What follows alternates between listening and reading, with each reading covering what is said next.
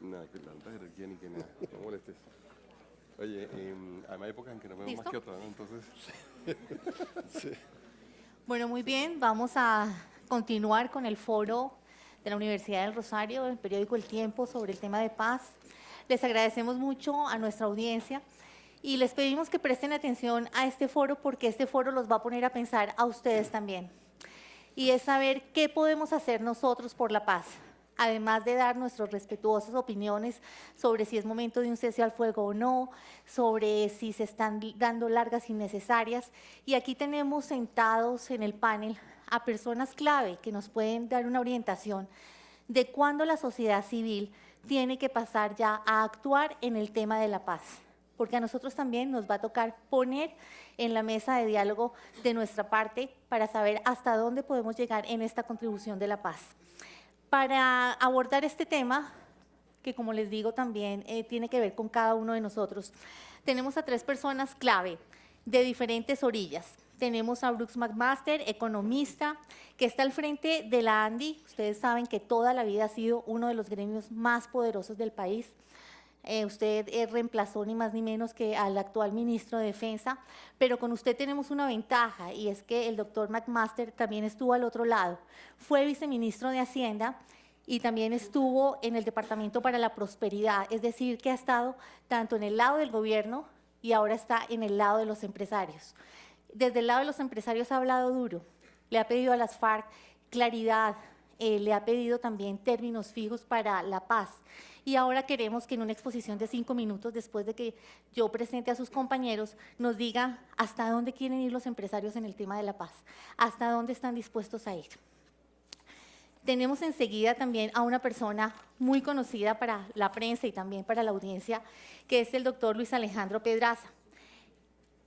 También pertenece a una agremiación muy grande que es la CUT, el sindicato más importante del país, más de 500.000 afiliados, por favor corríjame, y de 700 sindicados agremiados.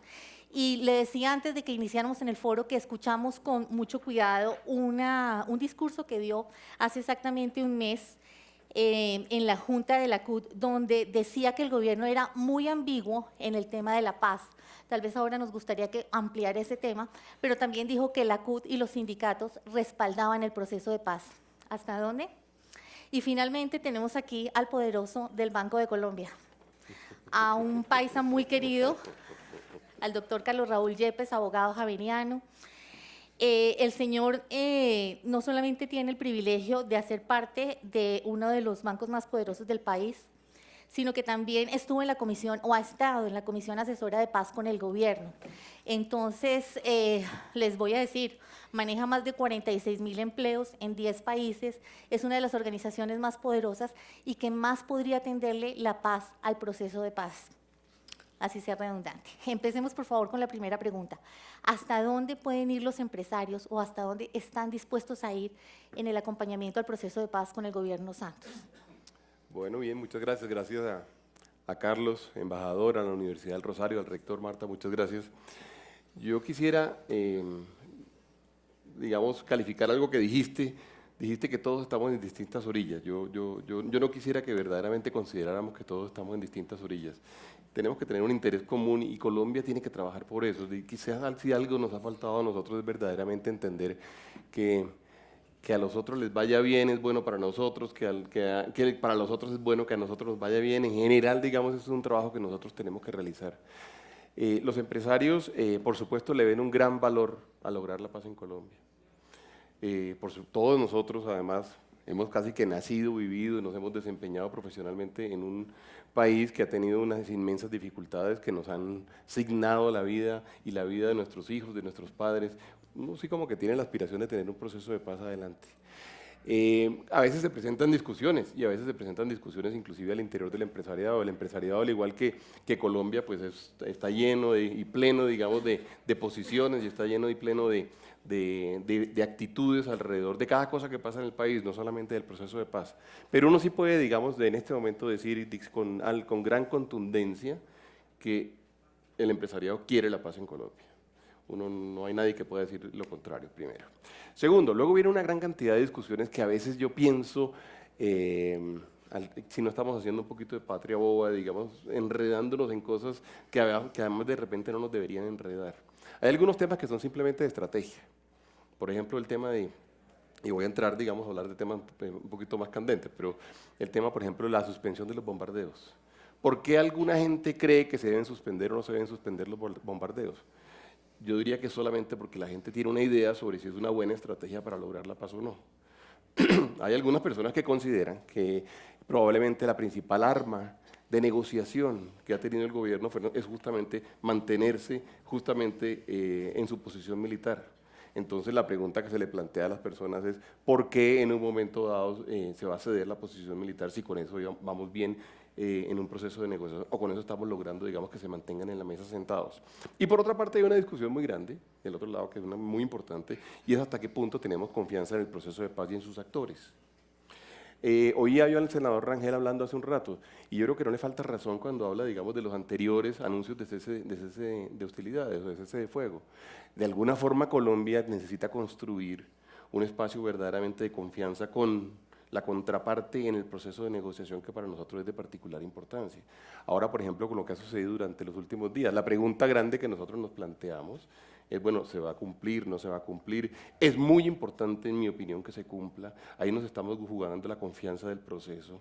Es muy importante que se honre la palabra y que nosotros sintamos que lo que se está firmando, lo que se está anunciando y lo que se está diciendo por parte de las FARC particularmente es algo que se va a cumplir y se lo hemos pedido así. Nosotros, tú tenías razón, en muchos casos hemos hablado duro, pero hemos hablado duro básicamente defendiendo la población, defendiendo al medio ambiente, por ejemplo, con lo que sucedió en Tumaco hace poco, defendiendo a los soldados que cayeron tan tristemente en el Cauca, los 11 soldados que todos lloramos. La verdad, eso para nosotros es un acto que va en contra de una voluntad. Nosotros sí hemos pedido que efectivamente sean serios y que nos demuestren que quieren la paz. Ahora, si ellos logran eso, si ellos logran generarnos un espíritu de confianza en nosotros, tenemos luego, por supuesto, a los negociadores, en donde tenemos, y yo tengo que decirlo personalmente, y no creo que haya nadie dentro del mundo empresarial que me contradiga en ello, nosotros tenemos inmensa confianza en el doctor de la calle, tenemos inmensa confianza en los generales, el general Mora cuando estuvo allá, el general Naranjo, tenemos inmensa confianza en Gonzalo Restrepo, en la canciller. La verdad es que es un grupo de colombianos bien intencionados que han hecho un trabajo, por cierto, denodado, largo, desgastante. Uno se sienta con ellos y a veces los ve cansados, pero con personas que tienen unos principios muy claros. Nosotros en eso tenemos confianza. Muchas veces me preguntan cosas particulares en los medios de comunicación sobre uno qué opina, sobre una cosa o la otra. A veces no sabemos ni siquiera qué es lo que hay detrás de la decisión, porque evidentemente es un proceso estratégico. Uno tiene que negociar lo mejor posible sus cartas. Entonces, ¿por qué da un paso el gobierno o no lo da? Y yo ante eso tengo que decir que nosotros confiamos en nuestros negociadores y que los negociadores están tomando las decisiones correctas y en el mandato que les hemos dado, pues ojalá que estén tomando las decisiones correctas para que las cosas salgan adelante. Pero yo debo decir que nosotros estamos muy jugados para que ojalá el proceso de paz salga adelante. Hay una serie de condiciones, por supuesto, que preocupan a la población, ustedes lo saben. Sí. ¿Cuánto tiempo más tengo? ¿Un minuto? ¿Medio minuto? Usted tiene lo que quiera, pero si quiere, para su intervención inicial, 2 minutos más. Ah, pues mira, perfecto. No, luego están luego una serie de preocupaciones que son claras y entonces hablamos de líneas rojas, de temas que no se deben superar. Y claro, hay ciertos principios que sí tienen que estar presentes en la negociación que nosotros hemos venido de alguna forma defendiendo.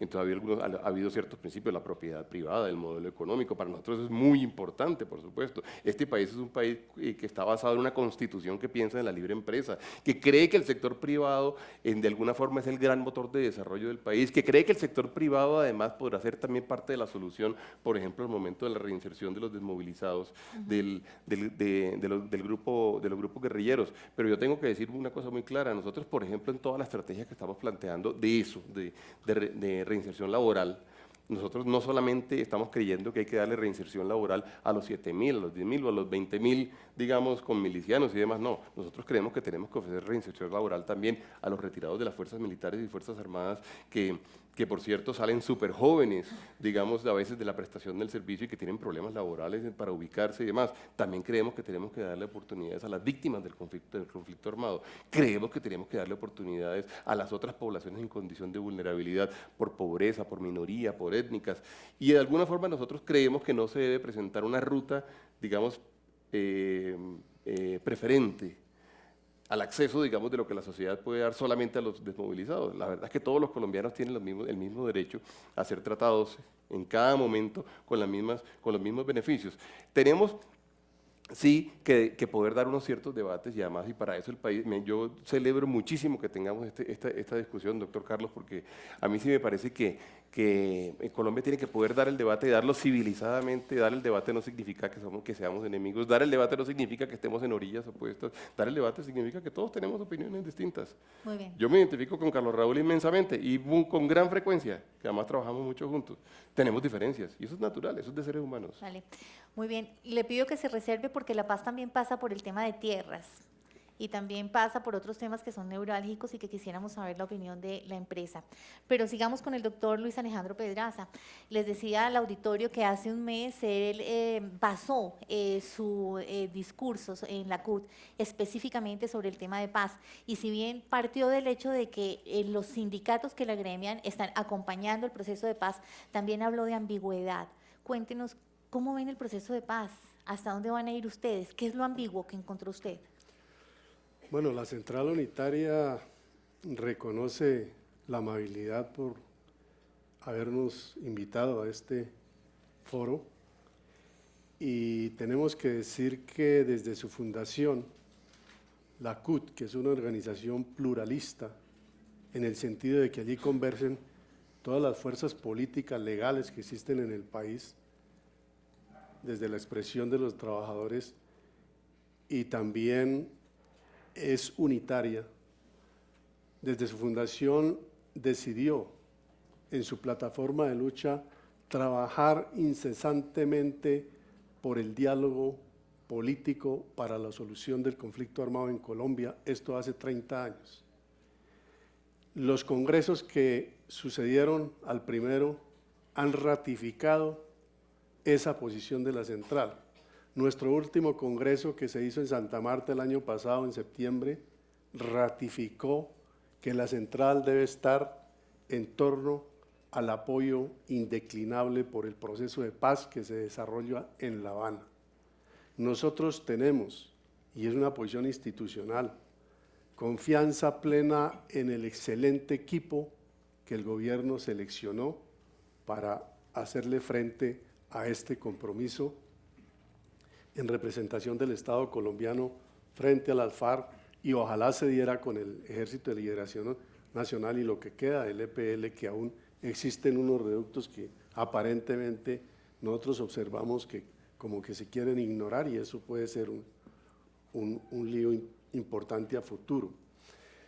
De tal manera que en esta materia nosotros tenemos como posición que a las negociaciones que se están dando en La Habana se les debe dar protección por la vía de proteger esa autonomía de negociación en lo que concierne a los equipos que allí están, tanto de las FARC como del gobierno.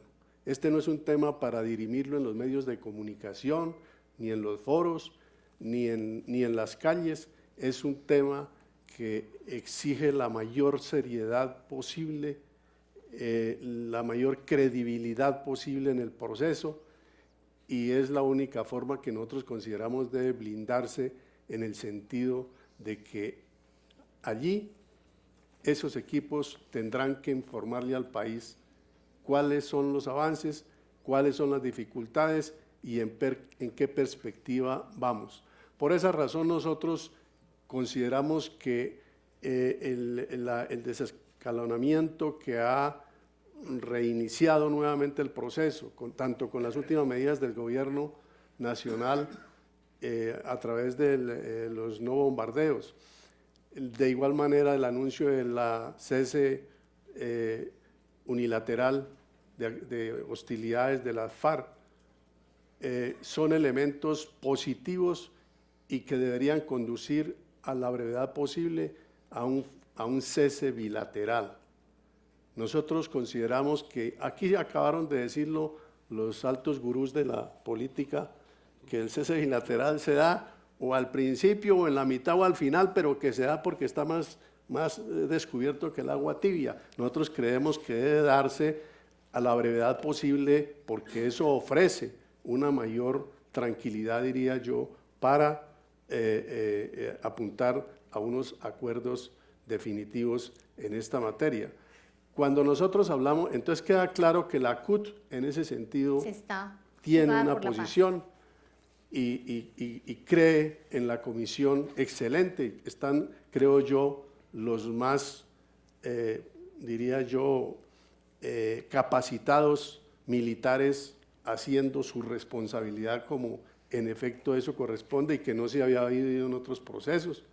Está, bueno, desde el doctor de la calle y exmilitares y gente que conoce el tema y por tanto eso da seguridad de que de parte del Estado estamos bien representados. Ahora, nosotros decimos que hay ambivalencias por parte del gobierno, porque también manifestamos que el apoyar el proceso de paz en La Habana no es sinónimo de apoyar al gobierno del presidente Santos. Son dos cosas diferentes. Y no apoyamos al gobierno del presidente Santos porque es ambivalente en cuanto a su plan de gobierno.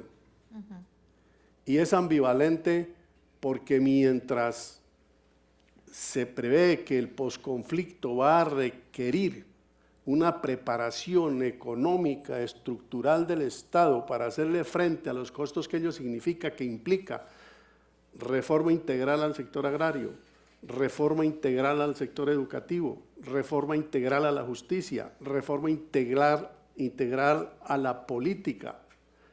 Desde el mundo del trabajo necesitamos un nuevo estatuto del trabajo que releve ese anacrónico código que ya no sirve para nada y no nos genera sino conflictos.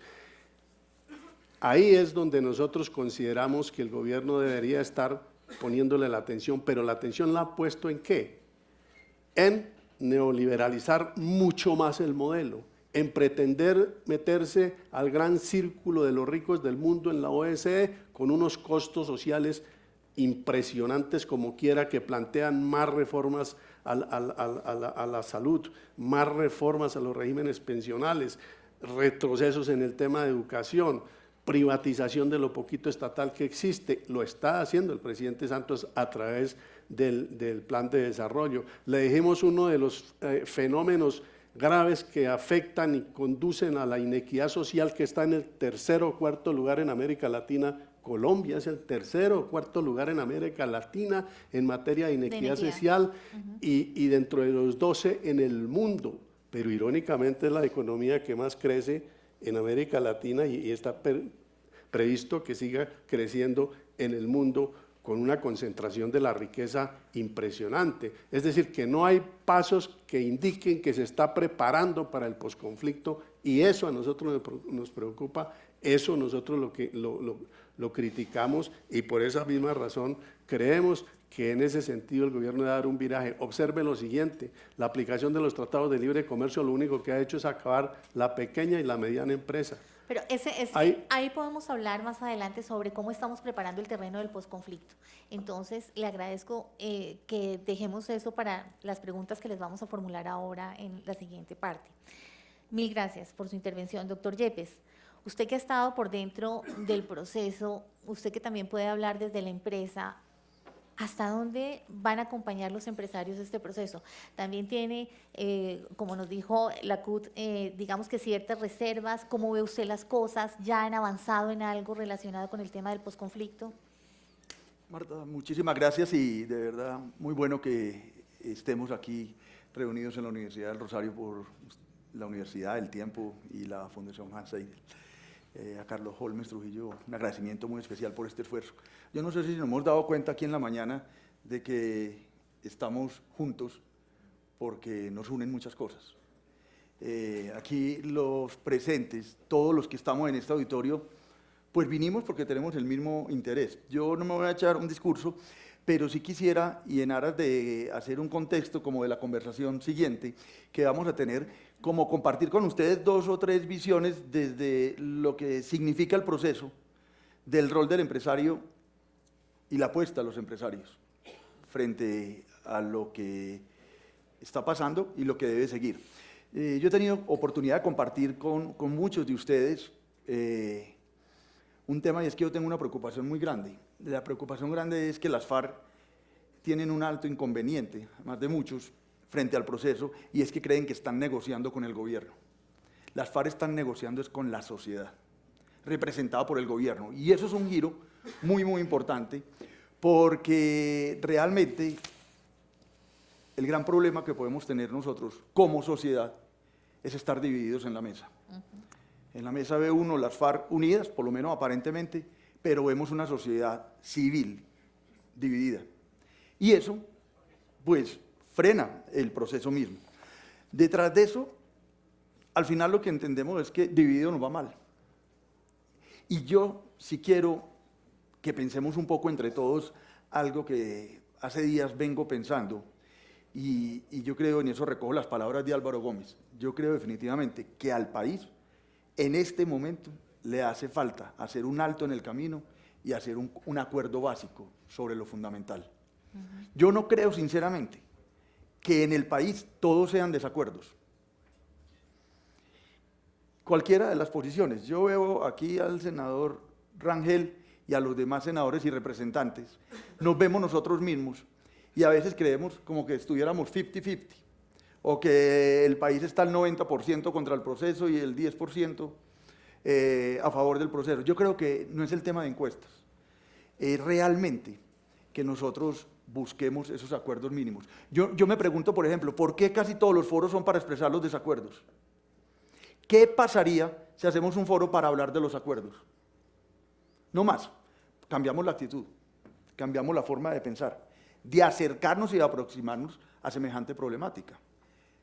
Yo oigo por un lado al presidente Santos, y lo escucho en la Comisión Asesora de Paz, y lo escucho en cuanta intervención tiene, diciendo, tal vez como lo decía Bruce, que no está en juego el modelo económico, que no está en juego el modelo de propiedad privada, que no va a haber amnistías, que no va a haber suspensión total de la pena, que no está en juego la institucionalidad de nuestras Fuerzas Armadas, a quienes hay que cuidar y proteger. Y miro al otro lado y veo a los opositores, a los que dicen que están en oposición del proceso de paz, y también están diciendo lo mismo. Yo al doctor Carlos Holmes Trujillo le he visto ya varios escritos y en alguna oportunidad hablaba con él, y realmente estamos viendo coincidencias de hecho. Lo vimos en el Congreso la semana anterior, en el Senado, el mismo senador Serpa con el presidente Uribe. Yo sí me sueño ese acuerdo sobre lo fundamental, porque yo creo que una de las cosas que no nos dejan es que creemos que solo la guerra es la física, pero también hay una guerra que nos está dañando profundamente como sociedad, y es la guerra verbal. No es como se malinterpretó, creo yo, porque yo no soy el vocero ni del presidente ni de los empresarios. Yo pienso como un ciudadano que tengo mis convicciones, que creo en la paz, que creo en los negociadores de la paz, que creo en el proceso de paz, que creo en la construcción del paz después de la terminación del conflicto. Que definitivamente nosotros tenemos que, entre todos, producir ese cambio. Yo he tenido otra cosa que les comparto a ustedes, a ver si construimos algo por esa línea. A mí la palabra posconflicto no me gusta, porque la palabra posconflicto es que es como si nos pusiera a que nos tienen que bajar la bandera para actuar como sociedad. Hemos dejado de actuar y tenemos que reconocerlo por muchísimos años, fruto de la inequidad, la desigualdad, la exclusión. Y tal vez una de las cosas más importantes de esto que llamamos el proceso de paz es el proceso de reconciliación. Y cuando hablamos de posconflicto, no esperemos que pasen cosas en La Habana, porque ya las podemos hacer. Esa agenda por lo fundamental lo podemos tener desde ya. Entonces, la verdad es que tiene que haber una articulación entre la agenda del proceso y la agenda del país, desde ya. Me gusta mucho la propuesta del senador Navarro, de que ya hay que empezar todos como a anticipar, desde lo político, desde el sindicalismo, desde el empresariado, desde los diferentes actores de la sociedad. Y definitivamente, el empresariado siempre, y hablo del empresariado por supuesto bueno, no el que se descalifica, no es cuando se generaliza, todas las generalizaciones son odiosas, es que los políticos, es que los sindicalistas, es que los empresarios. Yo creo que esa construcción colectiva tiene que empezar desde ya. El empresario no solamente tiene un rol económico, también tiene un rol muy importante como actor de la sociedad. Y tal vez enseguida podemos ampliar, Marta, el tema. Y es que el cambio que se tiene que producir en el país desde ya, también en cada uno de los grupos, tiene que empezar con cambios y reflexiones profundas de nosotros como sociedad. Porque lo que nos estamos jugando, querámoslo o no, es el modelo de sociedad que queremos. Y al final, los reinsertados vamos a ser todos. Por eso no podemos omitir la responsabilidad. Un proceso de paz como el que se está adelantando, que es histórico, que tenemos que aprovechar el momento, pasa por la reconciliación, pasa por la institucionalidad y pasa por pactos económicos, sociales y políticos. Yo creo que en función de eso es que nosotros como empresarios y nosotros como ciudadanos tenemos que ver cómo se produce esa construcción colectiva de la paz. Son los dos escenarios, desde ya cómo aportamos al proceso de negociación y desde ya cómo anticipamos lo que puede suceder después para que lo empecemos a hacer desde ya. Muy bien. Doctor Yepes, mil gracias y le agradezco mucho porque usted le da paso al siguiente planteamiento que queremos hacer con ustedes tres. Doctor McMaster, quería preguntarle, ¿los empresarios ya se han sentado a mirar la propia agenda del proceso de paz? No sé cómo llamarle, del posconflicto para cambiar esa palabra, pero el proceso de paz pasa por muchos temas, que no es solamente el empleo, como usted bien lo dijo, también pasa por la propiedad de la tierra, por los proyectos productivos. ¿Ya hay algo desde el punto de vista de los empresarios que ustedes puedan poner sobre la mesa para contribuir a lo que dice el doctor Yepes, a que todos contribuyamos a este cambio? Sí, sí. Yo diría dos cosas y voy a separar la respuesta como en dos. Nosotros lo primero que hemos tratado de hacer es como entender todo el proceso, entender qué se está haciendo, cómo se está haciendo, qué se firma, qué no se firma, qué dicen las diferentes personas, y para eso incluso hemos venido trabajando con un par de universidades colegas a la Universidad del Rosario, que es la Universidad de AFIT y la Universidad de los Andes, que nos están tratando de ayudar a entender exactamente qué es todo lo que hasta ahora se ha firmado, qué cosas no se han firmado, cuáles son los pendientes, porque efectivamente en el detalle de todo esto verdaderamente es donde va a estar como la dificultad en la implementación o la facilidad en la implementación. Y para eso, digamos, hay algunos temas que, por ejemplo, yo creo que merecen, o nosotros consideramos que merecen un especial cuidado, como es el tema, por ejemplo, del costo fiscal. Hay un tema en donde tenemos que ser muy conscientes y mucho más con una economía como la economía que tenemos hoy en día, que es una economía que tiene un reto importante, de alguna forma lo menciona, digamos, Luis Alejandro Pedraza en la conversación, en muchos sentidos, pero bueno, la pregunta es, ¿a lo que nos comprometamos vamos a ser capaces como economía de atenderlo o no vamos a ser capaces de atenderlo? Y nosotros creemos y hemos venido tratando de establecer inclusive un observatorio que nos permita medir como cuál puede ser el costo de los eventuales acuerdos que se puedan firmar. Entre otras cosas porque si no los podemos cubrir pasa una de dos cosas, o incumplimos lo firmado, que sería muy grave, que eso no está bien, no estaría bien, por supuesto, eso le quitaría muchísima legitimidad a todo lo que pasa y quizá inclusive pudiera tirar al traste todo, o se nos vendrían, por ejemplo, en sistemas de financiación, como por ejemplo cascadas de impuestos que eventualmente la sociedad no pueda pagar, que los ciudadanos no podamos pagar. De manera que cuando tú dices que qué estás poniendo sobre la mesa, yo creo que al principio de poner sobre la mesa, lo que tenemos que hacer en este momento es poner la voluntad todos en este momento de pensar, de decidir, de actuar, de sugerir, de criticar, de criticar constructivamente. Eso es lo primero que tiene que suceder. Al final los empresarios y los ciudadanos son los que pagan todo lo que sucede en el Estado. Todo lo que sucede en el Estado hoy en día lo pagan los ciudadanos con sus impuestos y lo pagan los empresarios con sus impuestos.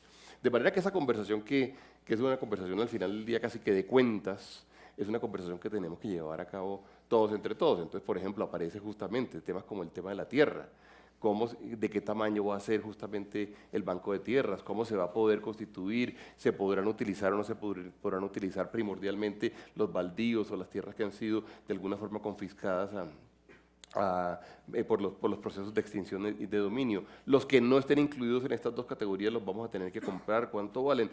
Al final al Estado no se le puede olvidar que esto es un ejercicio que también es un ejercicio de administración. Y es un ejercicio que además requiere, por supuesto, de una gran cantidad de detalles. Entonces, lo que yo me atrevo a decir es que no haría mucho sentido que alguien dijera, y aquí están 2 billones de pesos. ¿Estos son 2 billones de pesos necesarios para solucionar el problema social en Colombia, Luis Alejandro? ¿Son 3 billones suficientes? Todos estamos luchando por lo mismo. Bueno, yo vengo además de trabajar por eso. Quien de alguna forma me implementó y trabajó, digamos, en la implementación de la política social del presidente Santos en su momento en el primer gobierno, pues fui yo, desde el DPS, que era donde ustedes, como ustedes saben, lo sacaba adelante. Era mi preocupación, era la preocupación también de los empresarios, era la preocupación de los sindicatos y de las centrales obreras de trabajadores con las cuales estábamos trabajando. De manera que yo creo que los problemas son de todos y tenemos que asumirlos como tal. El problema de la equidad de todos, el problema de la tierra es de todos, el problema de disminuir ese coeficiente Gini tan malo es de todos. Muchas de las cosas que uno ve, y voy a ser bastante sincero en esto, muchas de las cosas que uno ve en los acuerdos hasta ahora divulgados son cosas que yo diría, o hubiera dicho antes, y lo digo también ahora, son cosas que hay que hacerlas en todo caso en Colombia. La mayoría. ¿Cómo no mejorar la educación en Colombia? ¿Cómo no darle oportunidades a la gente en el campo? ¿Cómo no mejorar el modelo agrario colombiano? Y eso es indiferente realmente de la firma o no firma, o no, digamos, de un pacto en La Habana. Esas son necesidades de la sociedad. Yo creo que es particularmente bueno que ese haya sido uno de los principales acuerdos que se hayan logrado en la mesa de negociación. Que cuando se sientan, uno dice, están pensando en el país los que están allá. Ahora, ¿eso es de izquierda o de derecha? No, no es de izquierda o de derecha, eso es casi que de humanidad. Las condiciones de los colombianos y la equidad es un tema que tiene que preocuparle a todo el mundo y tenemos que hacer esos esfuerzos. Y yo creo que esa tiene que ser un poco la posición.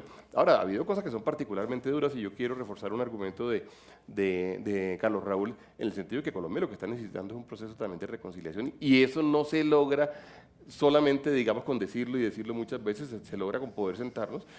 Nosotros, por ejemplo, con los representados del doctor Pedraza, nosotros con los representados del doctor Pedraza nos sentamos a negociar el salario mínimo, tratamos de llegar a un acuerdo todos los años, sí es cierto, pero sobre todo, todos los días de la vida trabajamos.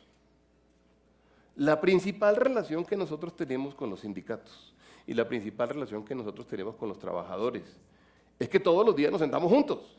Y todos los días luchamos, y todos los días producimos, y todos los días sacamos el Producto Interno Bruto. Esa es la principal relación. Sin embargo, todos, ustedes y nosotros, digámoslo la verdad, todos a veces le damos más bombo, digamos, a la negociación del salario mínimo, donde hemos tenido, pues, además conversaciones duras, pero conversaciones muy civilizadas, debo decir yo. Yo llevo 2 sesiones, o 2 grupos de sesiones de negociación estando desde la ANDI, y la verdad es que eso es un ejercicio muy moderno, digamos, y es un ejercicio como muy equitativo. Y hay veces que hay cosas que se pueden hacer y hay cosas que no se pueden hacer. Un año lo logramos, otro año no lo logramos. Ahí hay toda una discusión, y es una discusión, digamos, de construcción de sociedad. Y voy a resaltar el último argumento de Carlos Raúl, que a mí me encanta. Yo se lo oí decir a él alguna vez muy fuertemente, y la verdad yo lo compro. No lo dije porque sabía que podía ser parte de su argumentación, pero la negociación no es con el gobierno del presidente Juan Manuel Santos. La negociación es con la sociedad completa. Y del otro lado, todos estamos adquiriendo obligaciones, estamos adquiriendo también derechos, estamos adquiriendo el derecho nada más ni nada menos que a poder vivir en paz, ¿cierto? Casi nada. Exactamente. Y yo sí creo que vale la pena que lo digamos así. Y además, por cierto, yo soy de los convencidos de que esta paz tiene que terminar siendo la paz de todos los colombianos y no la de solamente la del gobierno, porque si es solamente la del gobierno no va a ser verdaderamente fuerte, ni va a ser duradera. Es un ejercicio que tenemos que hacer. Muy bien. Doctor Luis Alejandro Pedraza, usted en su anterior intervención decía que si bien respaldaban la paz, no respaldaban algunos puntos del gobierno Santos. Si yo le pidiera a usted que fuera específico en 2 alertas que ustedes quisieran hacer para que el posconflicto funcionara, pero que ustedes creen que hay que ajustar sí o sí, ¿cuáles serían esos 2 puntos específicos? Bueno, primero, yo coincido con el doctor Máster en el sentido de que el tema de la paz es un tema de Estado, no es de gobierno. El gobierno es parte del Estado. Y por eso es que nosotros diferenciamos el tema de la paz en relación al tema del gobierno. Ahora, cuando decimos nosotros, el gobierno tiene serias ambivalencias y que envía un mensaje equivocado desde el modelo de desarrollo que ha adoptado frente a lo que dice el doctor Máster, fue usted, no me gusta el posconflicto. Bueno, la acuerdo de paz. La prepaz. En fin, es que, por ejemplo, el gobierno ha centralizado su modelo económico, o mejor, adoptó la enfermedad holandesa. Cree que el petróleo y la minería son la solución para el desarrollo económico del país y ahí va a estar los recursos para el tema post-paz, post-firma de la paz. Y eso ha generado, y ahí nosotros estamos en un gran debate, acabamos de hacer un foro con el sector azucarero en el Valle del Cauca, porque mientras trata de desviar la atención hacia ese modelo mineroenergético, está desestimulando el desarrollo de la agroindustria en Colombia. Y si uno dice, si desestimula el desarrollo de la agroindustria en Colombia, ¿qué pasa entonces con el sector agrario que inmensamente está poblado por trabajadores rurales no asalariados, pequeños parceleros y comunidades indígenas?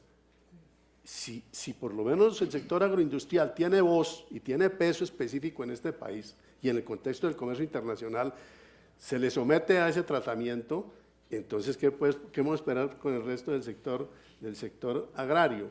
De otra parte, nosotros hemos dicho, uno de los factores de mayor inequidad social en este país es que el trabajo se volvió una mercancía.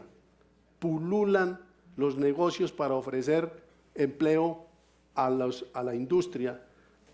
El mismo Estado tiene el 57% de trabajadores tercerizados. El sector industrial tiene otro tanto por ciento similar.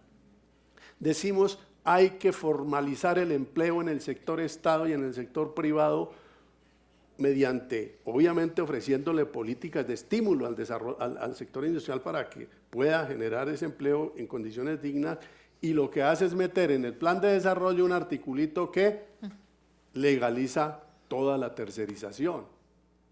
Entonces dice uno, ¿cuándo es que va a meterle el diente a la inequidad social?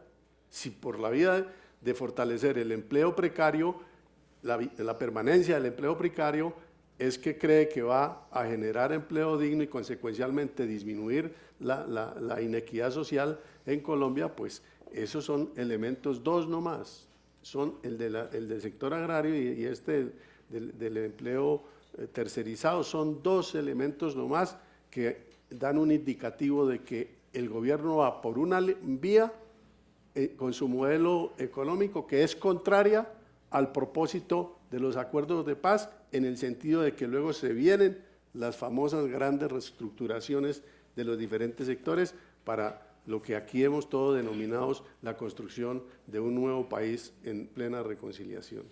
Doctor Pedraza, clave esos dos puntos que usted ha tocado y le agradezco ser tan puntual. Doctor Yepes, ¿cómo pasar de la palabra a los gestos de paz? Y desde el punto de vista de una empresa como la de ustedes, ¿qué sería un gesto de paz para Colombia? Pues no solamente verlo desde el mundo empresarial. Por eso yo hago tanto énfasis en que las empresas, como organizaciones económicas, tienen por supuesto su rol económico, pero también tienen su rol como actores de la sociedad. Yo creo que realmente gestos de paz son unos cualitativos y unos cuantitativos. Hoy o mañana, con acuerdo o sin acuerdo, yo creo que lo que nos está pidiendo el mundo es un cambio de mentalidad. Yo me quedo aterrado cuando veo tantos profesores de Harvard hablando de lo mismo, de la humanización de los negocios. Yo por naturaleza soy humanista. Mi estilo de gestión empresarial es humanista. Está basado en relaciones de largo plazo, en el respeto y la confianza, cualquiera ya sean. Y eso, pensar desde la humanización de los negocios, que dice, hay un profesor de Harvard que dice, ya es hora de volver los negocios humanos. Y Michael Sandel, que estuvo aquí el año pasado, doctor José Manuel, nos decía lo que el dinero no puede comprar, sobre la ética de los negocios. Yo creo que hay necesidad de un gran cambio en el concepto ético de los negocios. Y no solamente de los negocios, sino de las relaciones en la sociedad, que tienen que ser más humanas. Por ejemplo, a mí la palabra responsabilidad social no me gusta. Entiéndame. ¿Por qué no me gusta? Porque yo lo veo distinto. Yo, como tú lo dices, y lo digo entre nosotros por un segundo, con ese poder de una nación como Bancolombia, ¿por qué la pregunta no nos la hacemos al contrario? ¿Usted cómo le responde a la sociedad? Eso nos cambia la mentalidad. Un profesor de Boston College, Jay Rao, nos dice que cada vez en las universidades, desde la academia, están buscando un cambio en las relaciones entre las organizaciones y la sociedad. Habla de la economía de la empatía. Y hay otros que hablan de la economía de la confianza. Entonces, si uno cambia el lenguaje, cambia la realidad. Y nosotros, desde el empresariado, desde ser ciudadanos, tenemos que cambiar el lenguaje. Y cambiar eso desde el punto de vista cualitativo. Ahora, la pregunta es concreta. ¿Y en lo cuantitativo? Yo creo que no podemos caer en lo cuantitativo, en lo más fácil. ¿Usted qué va a hacer como banco? Pues dar créditos. No, eso puede ser una parte importante, pero no es la única. Y lo mismo le preguntaríamos a cualquier otra empresa, ¿y usted qué va a hacer? No diga lo que dice su objeto social. Concíbase de una manera superior, como actor de la sociedad. ¿Qué va a hacer usted con los sindicatos? Aquí también hay que cambiar la mentalidad, de que esa confrontación histórica de que el sindicalismo frente al empresariado y el empresariado frente al sindicalismo, nosotros ya hablamos de conversaciones pendientes, de diálogo, de una visión diferente. Yo, por ejemplo, en la empresa nuestra, la estrategia, antes de contarle a los empleados, voy y se la cuento al sindicato. Yo me reúno permanentemente con ellos. El proceso de convención colectiva, otro cambio importante, no es 20 días, como dice la legislación, es permanente. Es un diálogo permanente con los sindicatos. Por supuesto que vamos a crear empleo. Por supuesto que hay que financiar el conflicto y el posconflicto. Permitir que más ciudadanos tengan acceso al crédito. Hay que ir contra el gota a gota. Hay que ir contra todas esas formas que atentan contra la dignidad de las personas. La Constitución alemana, el primer artículo dice algo muy lindo, dice: la dignidad humana es inviolable. Con solo ese artículo, nosotros pensaríamos diferente como sociedad. Por eso, para mí, la palabra más bonita del español es la palabra respeto. Cuando yo respeto, sé respetar, respeto la vida, respeto los bienes, respeto la honra de las personas. Y eso lo tenemos que volver. Pues claro, en Bancolombia tenemos 53.000 empleados, pero no solamente es empleo para desmovilizados. Yo personalmente he estado hace rato en la Agencia para la Reinserción. Y con Bruce, en el Departamento de Prosperidad Social, también estuve.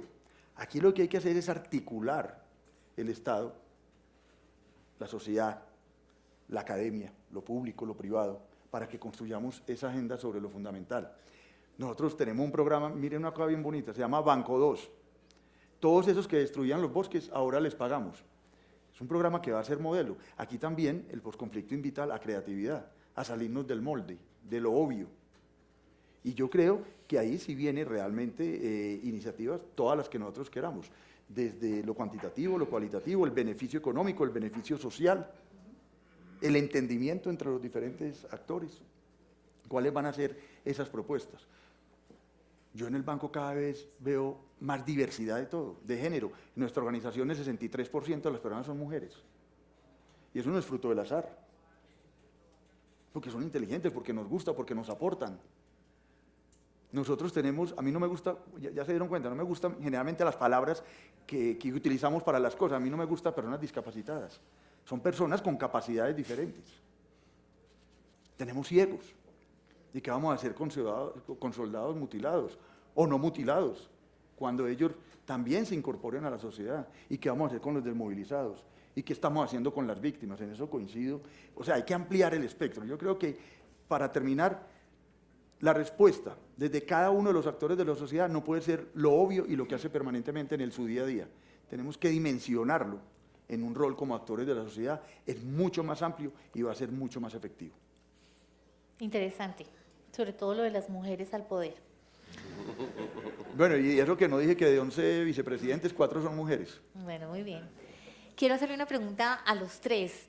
Para algunos, lo que pasó con las autodefensas, la desmovilización de las autodefensas, más que una crítica al gobierno Uribe, es un aprendizaje para el gobierno Santos.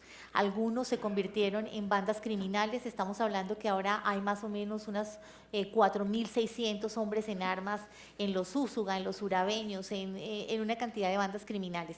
Si ustedes tuvieran que ver con un ojo crítico sano ese proceso, ¿qué tendrían que apuntar para que no se repitiera la historia con la desmovilización de las FARC? ¿Qué tendríamos que tener en cuenta para que no se nos conviertan en unas FARC-CRIM? Sí. Yo quisiera antes, si me permite, solamente decir una cosa corta sobre un comentario de Luis Alejandro, porque hay que decir que el hecho de que estemos, digamos, en un momento dado propendiendo y trabajando todos en Colombia para lograr la paz no significa evidentemente que todos estemos de acuerdo con todo lo que hace el gobierno. Y nosotros no estamos de acuerdo con todo lo que hace el gobierno. Nosotros hay puntos y hay sitios y hay, digamos, nada más ni nada menos que la tributaria el año pasado, por ejemplo, nos mostró, digamos, cómo hay cosas que nosotros creemos que pueden ser grandes, eventualmente, espacios para discusión y para debate. Nosotros tampoco creemos eso. Yo creemos que en un momento dado los gobiernos aciertan, inclusive la tarea de uno desde afuera tiene que ser pues apoyar las cosas buenas, tratar de que se equivoque lo menos posible el gobierno, tratar de guiarlo. Yo creo que al final, digamos, tareas pendientes del resto de la sociedad hay muchísimas. Y algunas de ellas, por supuesto, sobre algunas de ellas tenemos incluso distintas ideas con los diferentes funcionarios del gobierno y con el gobierno. Eso siempre pasa. Yo creo que la probabilidad de que uno diga, no, es que esta gente es perfecta, son buenísimos, es la probabilidad más o menos cero, digamos. Entonces, en eso coincidimos bastante, como coincidimos en tantas cosas. Además, tenemos una relación muy constructiva en muchos aspectos. El tema de las, y tu pregunta, Marta, el tema de las, evidentemente, el tema de los, de toda la ley de justicia y paz, digamos, que es al final del día de lo que estás hablando, pues yo creo que nos generó muchísimas enseñanzas, pero muchísimas son muchísimas.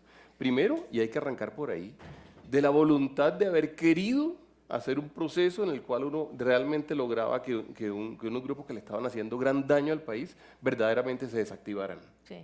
Ese fue como el principal proceso, o sea, esa voluntad existió y Colombia fue capaz de salir adelante, de salir adelante en ello. Yo sí creo que el proceso post tiene muchísimos espacios para crítica. De alguna forma lo mencionas.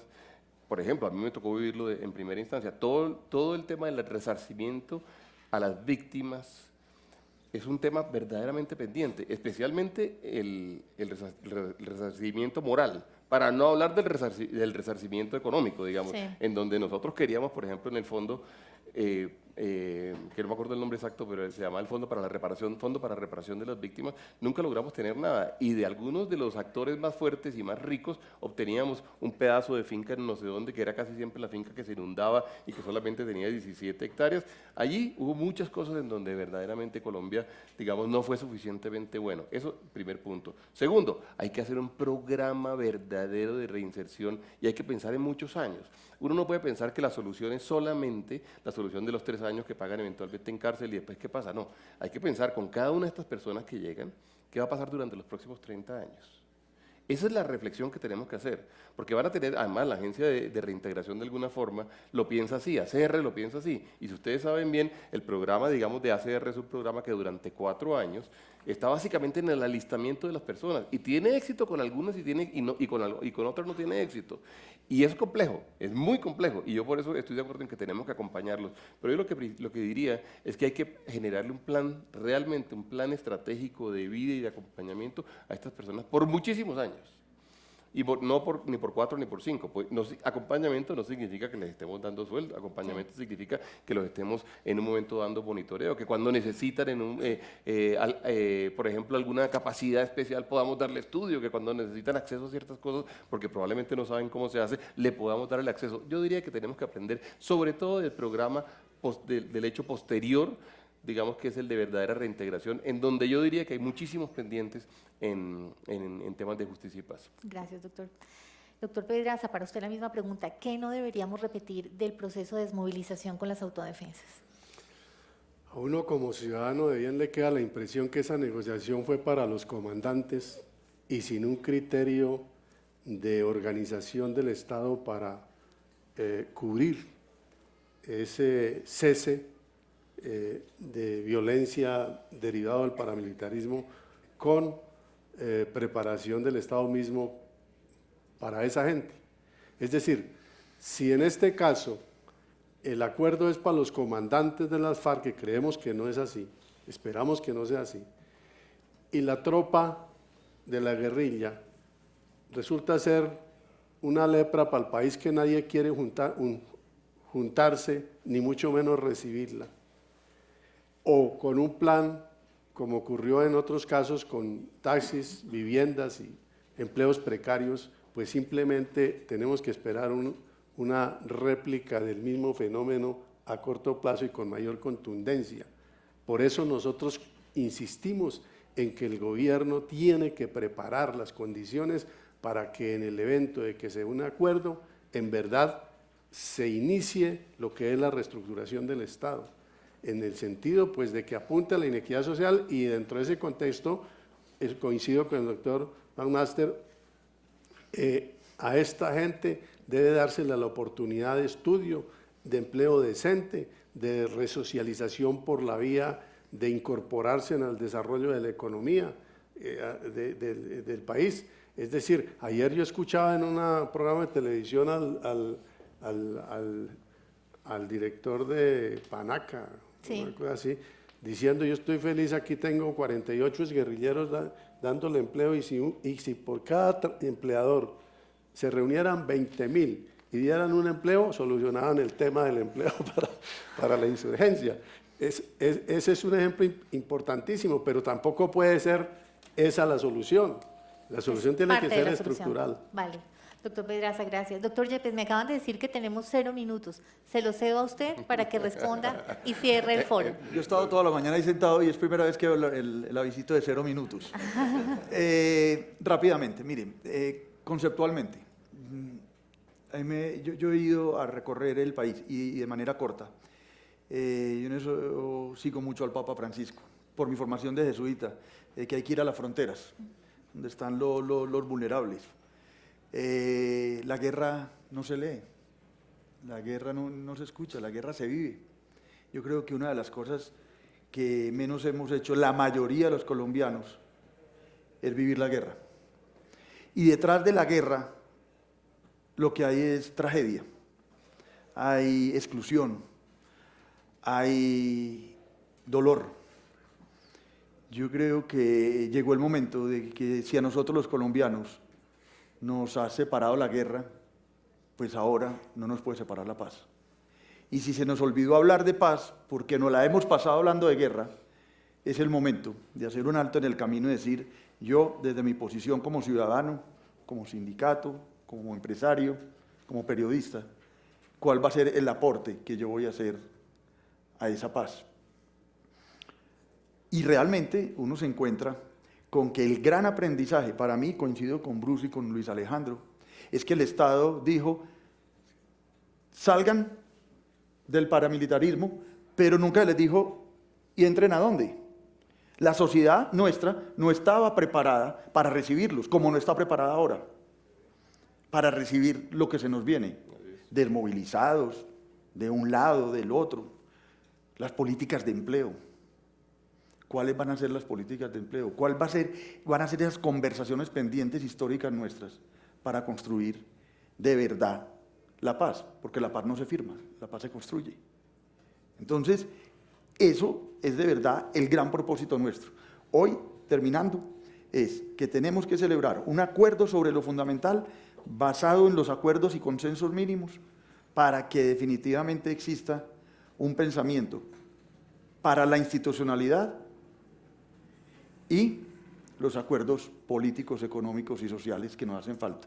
Por mucho que se acuerde algo en La Habana, si la sociedad no está preparada para recibir esos acuerdos y ayudar a construir colectivamente ese futuro, vamos a devolvernos muchísimos años. Lo más importante es que decidamos bien. Mil gracias, excelente ese uso de los 0 minutos. De lujo nuestro panel, les agradecemos mucho a los 3 y también al auditorio. Mil gracias. Caballero, muy bien. Bueno, muchísimas Muy bien, gracias. caballero. Marta, gracias. ¿Y esto qué? Caballero. Eso se lo-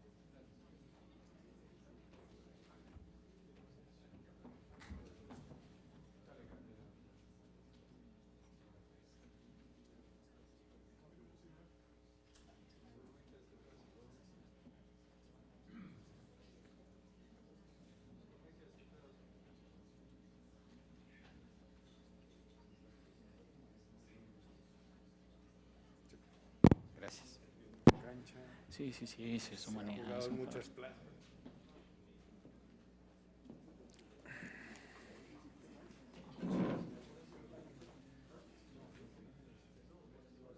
Ah, bueno.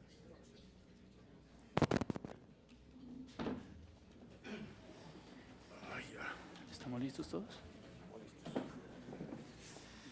¿Cuánto tiempo es? Hasta antes de la 1. ¿Cuánto? Antes de la 1. Tenemos como 40 minutos. Más o menos. Repite. Bueno, buenas tardes. Bienvenidos a este último panel de nuestro foro. Por supuesto, el hecho de que sea el último no lo hace el menos interesante y de hecho creo que es... Ok.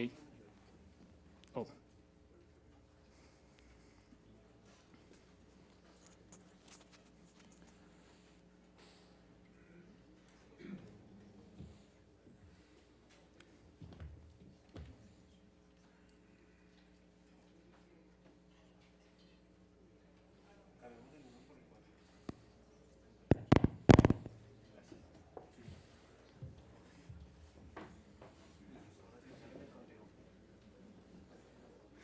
Buenas tardes, bienvenidos a este último panel de nuestro foro del día de hoy sobre fuerzas militares, la contribución que las fuerzas militares pueden hacer a la construcción de este proceso de paz. Creo que es uno de los temas más importantes sobre los que hemos reflexionado hoy. Y creo esto sinceramente porque hay una cantidad de preguntas en el debate que no necesariamente tienen respuesta y sobre las cuales a veces se deja un poco atrás el tema. Preguntas que tienen que ver desde la seguridad jurídica de los soldados y los oficiales hasta las funciones nuevas de las fuerzas militares en el eventual escenario de lo que hemos llamado aquí posconflicto, postacuerdo, postfirma. Hay una cantidad de preguntas y las fuerzas militares son y seguirán siendo un actor vital para nuestra república. Por eso y para esa reflexión entonces nos acompañan un grupo de oficiales retirados, por supuesto comenzando con nuestro querido general Jorge Enrique Mora, que es miembro del equipo negociador, quien ya habló esta mañana. Tendremos también al general Jaime Ruiz, que es el presidente de la Asociación de Oficiales en Retiro. Esta asociación es la agremiación que reúne a los militares retirados. Algunas veces en el debate se les califica como la voz de las fuerzas militares, ya que lógicamente las fuerzas militares no pueden deliberar. Y tenemos al mayor general Eduardo Herrera Verbel, rector de la Universidad Militar Saliente, entiendo, ¿no, mi general? Muy bien, después de una excelente función en la Universidad Militar, de la cual una vez fui parte. Muy bien. Creo que deberíamos comenzar esta reflexión con una pregunta muy general y tal vez, pues teniendo en cuenta que ya el general hizo una presentación y lanzó algunos puntos interesantes de discusión, podríamos reflexionar sobre las fuerzas militares en todo este proceso. ¿Cómo se ven las fuerzas militares en todo este proceso de negociación en puntos muy específicos como el cese bilateral, tal vez sobre la concentración que ya se ha mencionado, y para aterrizar después en algunos puntos específicos? Entonces, ¿cómo ven ustedes a las fuerzas militares en este proceso? Y tal vez responder la pregunta principal del foro, y es ¿qué contribución principal podrían ofrecer las fuerzas militares en este proceso? Comienzo, mi general Herrera. Ya que no va a la antigüedad, entonces. Va del menos antiguo al más antiguo.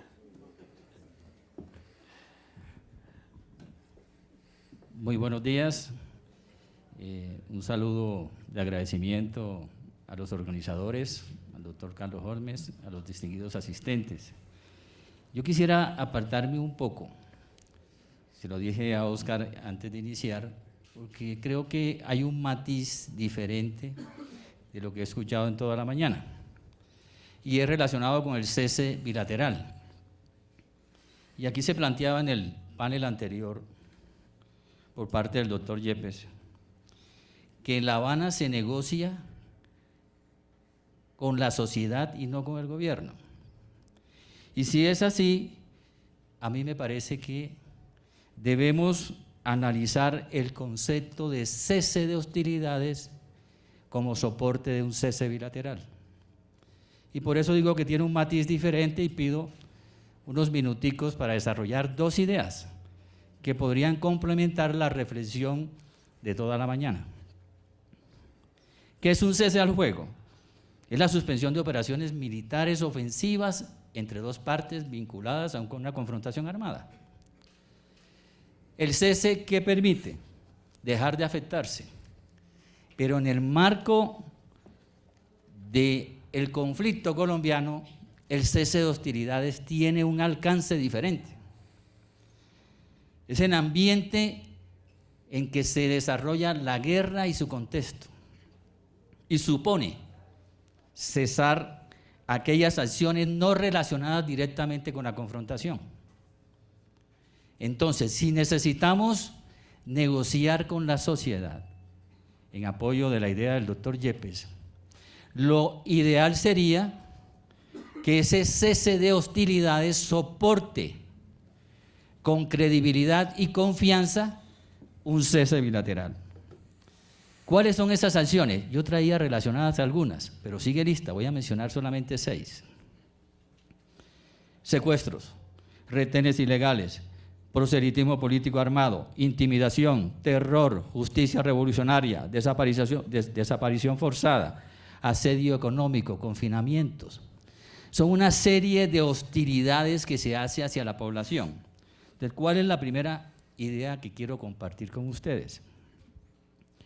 Un cese al fuego y de hostilidades bilateral o unilateral, temporal o definitivo, como se defina, debe ajustarse a la complejidad del conflicto colombiano. ¿Y cuáles son algunas características de esa complejidad? Y esto puede sonar muy académico, pero vengo de un ambiente académico. Yo quisiera expresarles a ustedes unas 4 o 5 características. Es un conflicto de baja intensidad que no demanda que todo el país esté en plena guerra y abierta. Es un conflicto armado prolongado, pero ¿hacia dónde quiero hacer el énfasis? Un conflicto que se ha insertado en la cotidianidad de la gente con diferentes expresiones y modalidades que yo llamo acá las lógicas de la guerra. Entonces, ¿cómo pretender llegar a un cese bilateral sin haber mitigado o suspendido el cese de hostilidades hacia la población colombiana? ¿Cómo va a ganar confianza un proceso de paz que no suma credibilidad y hechos de confianza a través de la suspensión de esas expresiones o lógicas de la guerra que lo afectan diariamente? Es muy fácil operativizar un cese al fuego, pero es muy difícil llevar a cabo un cese de hostilidades. La segunda idea que quisiera compartir con ustedes, ya voy a finalizar, Oscar, en unos 3 minuticos, es la siguiente. ¿Cómo dar prioridad a un cese de hostilidades o de acciones hostiles, gradual o total, en el marco de un cese bilateral definitivo o temporal? Lo primero que se viene a la mente es: la guerrilla no lo va a aceptar. Claro que no lo va a aceptar. ¿Dónde está la presión que se debe hacer en ese sentido? De que la guerra no sea siempre atada a los pobladores de las regiones rurales. ¿Y qué va a argumentar la guerrilla? Que eso hace parte de su control de territorios y poblaciones, y que cómo se financian. Y es aquí donde tal vez dejo como una reflexión académica. Tarde o temprano habrá que mirar la financiación.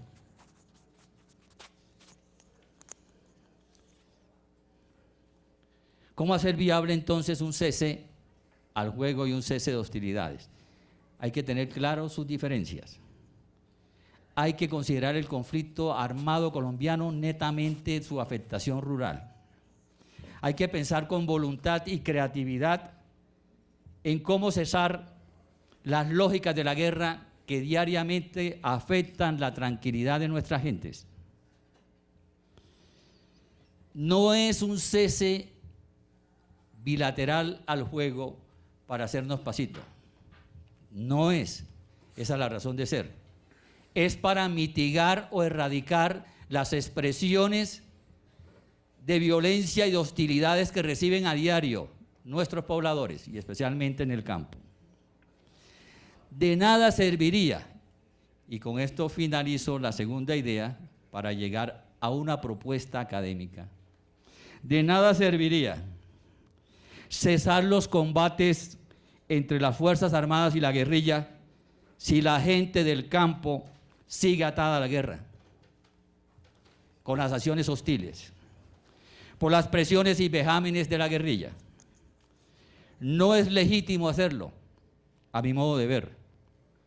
La guerrilla tiene la prueba reina de cesar sus hostilidades para crear un ambiente propicio y favorable al cese que se determine en la mesa. ¿Qué hacer entonces? Y parto de unas premisas. Primera, un cese al fuego y hostilidades. ¿Cómo se defina? Lo que se ha denominado desescalamiento debe ser progresivo. Primer criterio, progresivo.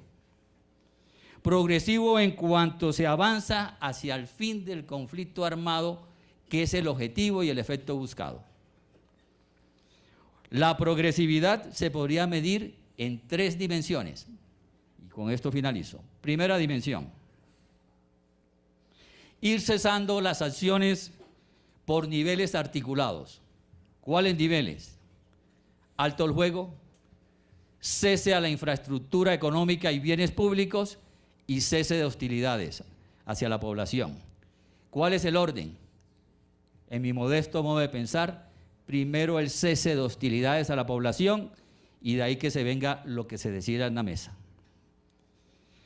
¿Cuál sería el segundo nivel? Ir cesando las acciones en el tiempo. En el tiempo, en la mañana se habló por parte de todos los panelistas, tocaron algunos de estos temas. ¿Qué quiere decir ir cesando las acciones en el tiempo? Antes de la firma del acuerdo final y durante la etapa de transición al DDR. Ahí va a haber un espacio también para consolidar la erradicación definitiva de las hostilidades hacia la población. Si eso se hace de manera progresiva, se va generando un ambiente propicio y se va distensionando la mesa de conversaciones. Y la tercera dimensión, ir cesando las acciones por zonas de conflictos de mayor envergadura o afectación, gradualidad, donde hay más daños colaterales con la población, es donde se debe iniciar con mayor premura esta prioridad en cuanto al cese de hostilidades. Y finalizaría, distinguidos asistentes, con estas 4 interrogantes que podrían ser rector para otra oportunidad desarrollarlas. ¿Cómo gestionar la madurez del conflicto armado y de la mesa de conversaciones? La madurez de la sociedad colombiana ha llegado para cerrar este conflicto, para aceptar un cese bilateral y otras acciones de desescalamiento. Llegó el momento de superar las conversaciones en medio de la confrontación armada. ¿Estamos preparados para ello? Y 2 finales. ¿Qué prima? ¿La guerra en Colombia o la paz en la mesa de conversaciones? Y finalmente, ¿qué está supeditado a qué? ¿La paz a la guerra o la guerra a la paz? Oscar, gracias por tenerme esta paciencia, pero quería expresar estas ideas antes de iniciar pues, el debate acá del panel. Muchas gracias. Muchas gracias, general. Creo que lo que dice el general sería interesante escuchar alguna respuesta del general Mora más adelante, en el sentido de la reflexión sobre esta idea de progresividad, hasta qué punto es posible o si se ha considerado en la mesa. Y sobre todo nos hablaban esta mañana de la diferencia entre cese bilateral o por lo menos cese al fuego y cese de hostilidades, y parecería que ya se considera en este momento en La Habana esa idea de cese de hostilidades. Entonces, ¿hasta qué punto las reflexiones del general ya están en la mesa, ya se están discutiendo? Ese punto que nos leía esta mañana en algún comunicado, ¿hasta qué punto ya estamos hablando de cese de hostilidades y no solamente de un cese al fuego? Y sería interesante escuchar como esas reflexiones. Pero primero escuchemos al general Ruiz. sobre la reflexión general. Ya estoy. ¿Ya sirve? Sí, está bien. Ok. Ya sirve. Bueno, sobre este tema, cuando se escuchan tantas cosas en relación con algo que nos preocupa a todos, como es la paz de este país, se fija posiciones, se hacen aclaraciones, se citan cosas que ya se han dicho, se habla del proceso de negociación, se formulan académicamente una serie de consideraciones, entonces surgen más preguntas que respuestas. Es la realidad. A ver, desde ACORE, la asociación que yo presido, y que por fortuna hemos logrado una integración con 18 asociaciones más de las fuerzas militares y de la Policía Nacional para discutir estos temas. ¿Cómo vemos el proceso? El proceso lo vemos una situación bastante difícil, bastante crítica. Un proceso que no avanza. Un proceso que llega a los 3 años, donde no hay respuestas claras. Un proceso de un gran secretismo y generó confusión y dudas. Y de todas las dudas surgieron también muchas especulaciones por la falta de información. Surge de un momento a otro, y eso porque lo filtró las FARC, los preacuerdos sobre 3 puntos que se venían discutiendo en relación con el tema agrario, con el tema político y en relación con las drogas ilícitas. Las FARC los da a conocer primero a través de su página ANCOL, progresivamente, sistemáticamente. Cuando eso ocurre, el gobierno se ve en la obligación de decir que eran ciertos y públicamente se dan a conocer como preacuerdos concedidos en la mesa de negociaciones. Surgieron muchas preocupaciones frente a esos preacuerdos. En el tema agrario, ¿no?, se puso en duda lo que era la vigencia de la propiedad privada. No había claridad. Había muchos qués, pero pocos cómos. Seguían las dudas. En el tema de erradicación de cultivos, por ejemplo, lo que allí se decía como preacuerdo se veía como una cosa como no muy clara, ni muy consecuente con la realidad de lo que había que hacer. Era la suspensión total de esta actividad ilícita. En el tema político ya surgió la opción de otorgarle en zonas determinadas, las famosas zonas de reserva campesina, que podrían ser los lugares geográficos que se determinaran, las opciones de curules, ¿no?, por parte de quienes habitaban esas zonas y tener esa representación en la Cámara de Representantes. Es decir, una generosidad, ¿no?, excesiva, continua, constante, permanente.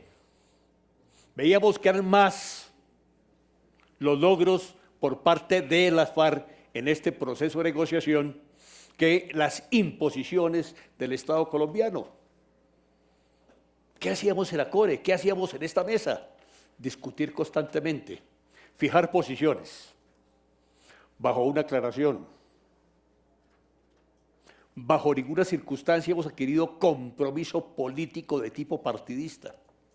Sin embargo, para desconocer nuestros legítimos pronunciamientos, se nos señaló como grupo de oposición política al gobierno. Esa fue la fórmula o la estrategia para quitarle piso a nuestros pronunciamientos. ¿Proyectos que surgen de qué?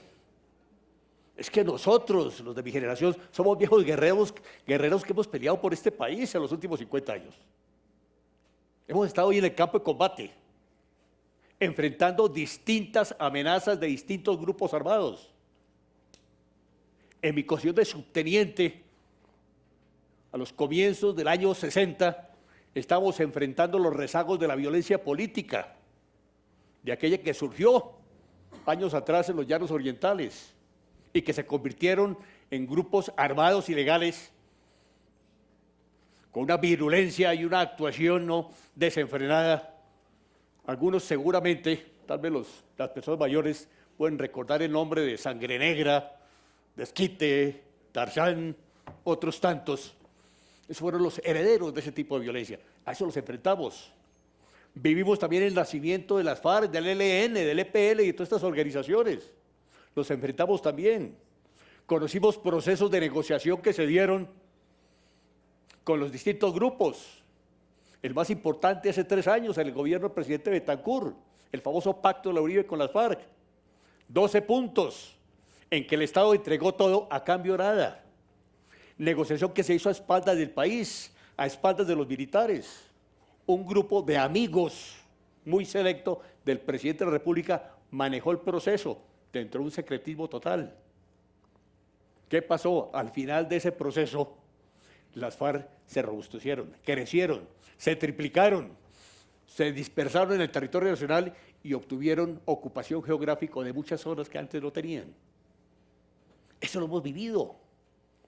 Vivimos también, en la época del Caguán, lo que aconteció en esa negociación en el gobierno del presidente Pastrana. Todo esto ha beneficiado a las FARC. La conclusión elemental ha sido para las FARC más inclinadas a utilizar el proceso que lograr la paz.